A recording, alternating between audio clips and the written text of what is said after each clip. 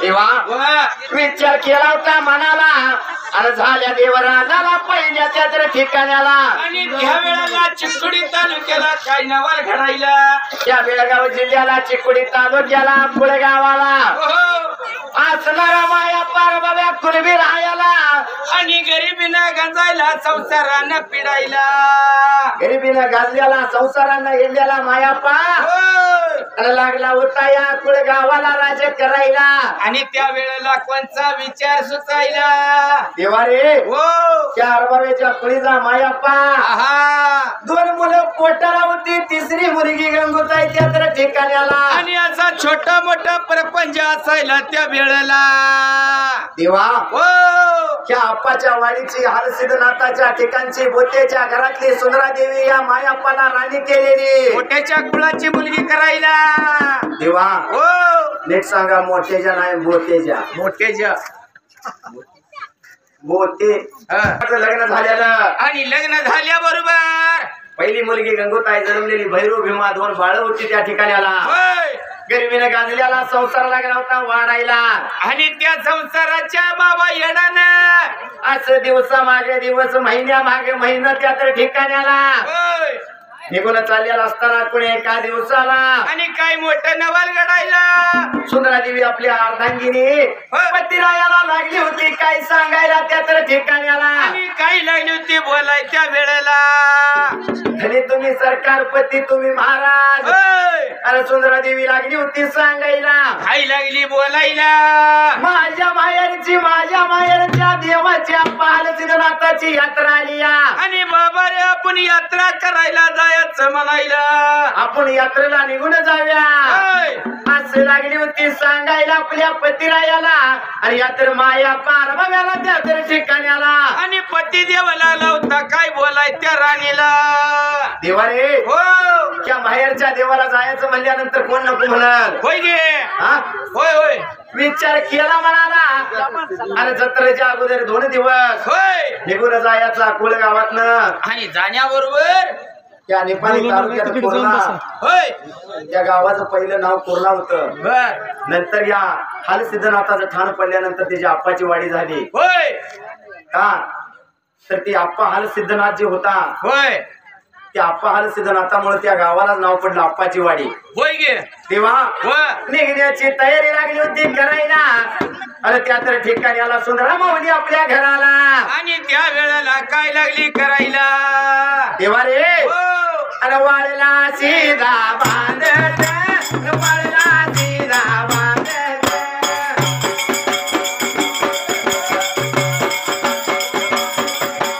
घरातल्या बाजूला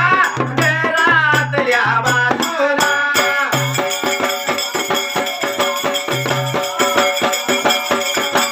सुंदरा माझी मावली सुंदरा माझी मावली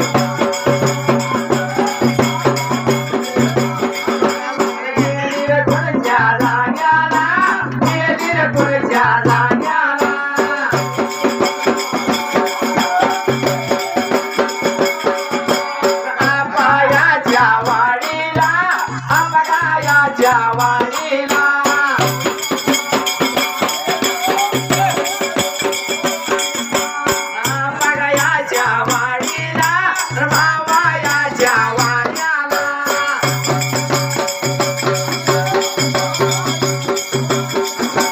वाड्यावर जाऊन वाड्यावर येऊन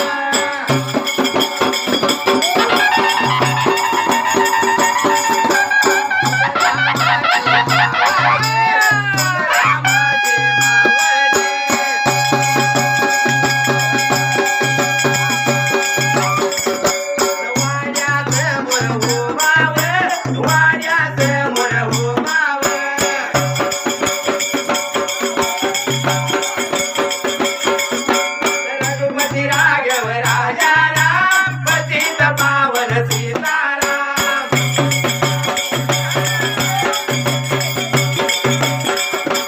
रघुपती राघव राजा राम पतित पावन सीताराम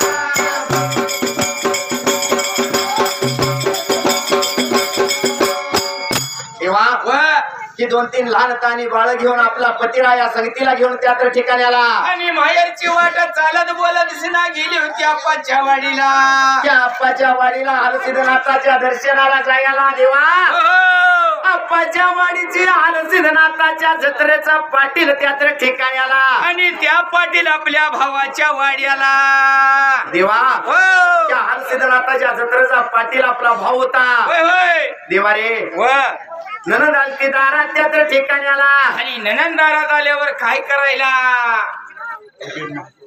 नंदनू चौकटीच्या आत भाऊ जय बर का हो. आणि या नंदाची परिस्थिती काय होती काय का अरे तिच्या तेरा गाठी जोडीला सतरा गाठी लुगड्याला